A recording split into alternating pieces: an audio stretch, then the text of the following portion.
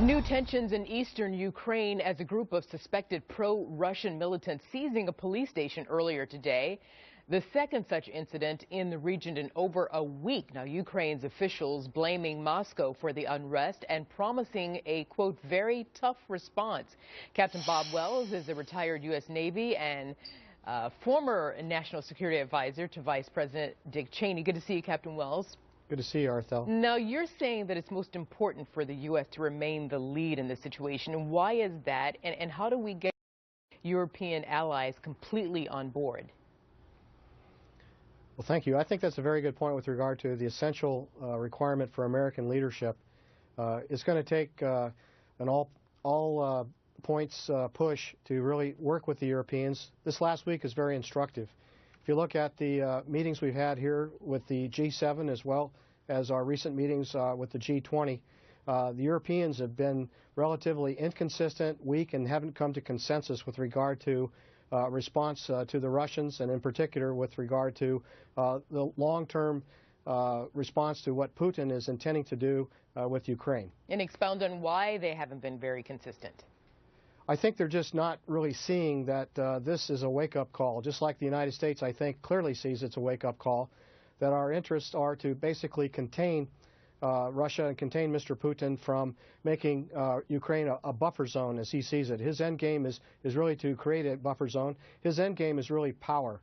That's what he's trying to accrue right here, and he's really using all elements of national power, political, economic, and military, to force the situation inside Ukraine as well as geopolitically. Yeah, because Putin has this to-do list, if you will, and he's going down that list, checking things off to get to that end game you talked about, Captain Wells.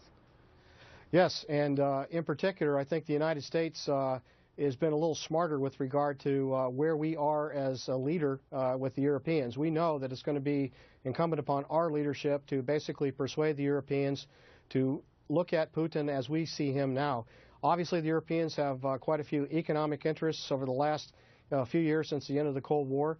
There's been greater integration, but the United States needs to be the leader, and we need to work across four pillars as I see it. We need to make sure that we continue our bilateral and our multilateral efforts with the European Union as well as the OSCE, Helsinki Commission. We had a chance to discuss with them recently, looking at the tool, the International Monetary Fund, to support Ukrainian requirements.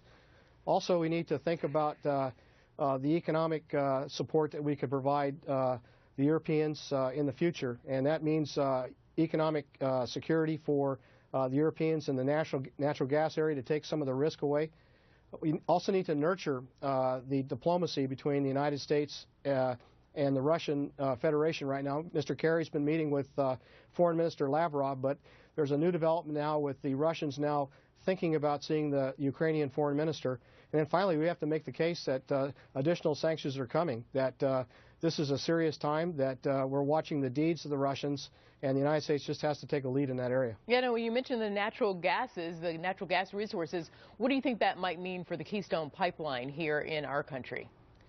I think inside the United States, it makes the argument for the Keystone Pipeline, a continuing effort by the United States to become more energy secure, is very, very important objective.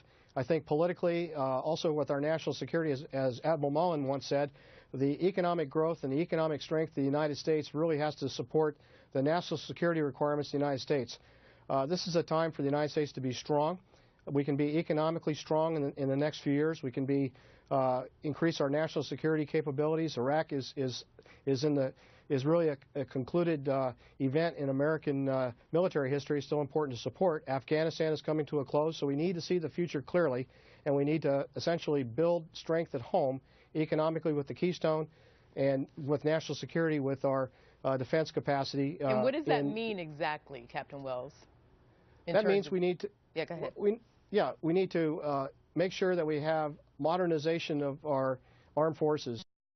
I know there's been a recent quadrennial defense review, and we looked at what requirements we're going to need across all the armed services, but we need to take a fresh look at that. We need to look at what we're going to need to have in terms of the right size for the Army, the Naval Service, the Marine Corps, looking at what we need for command and control, looking at making sure we're credible, because NATO is a critical alliance. We have to lead within that alliance, and the United States has to be credible with regard to building coalitions of the willing, or just coalitions based on alliances to support any particular threats, nation-state threats like aggression or terrorist, counterterrorism operations. Captain Wells, I have to leave it there. Sorry to rush you, but I have to go. But we will be seeing you for sure on this topic in the near future. Thanks, Captain Wells. Thank you, Arthel.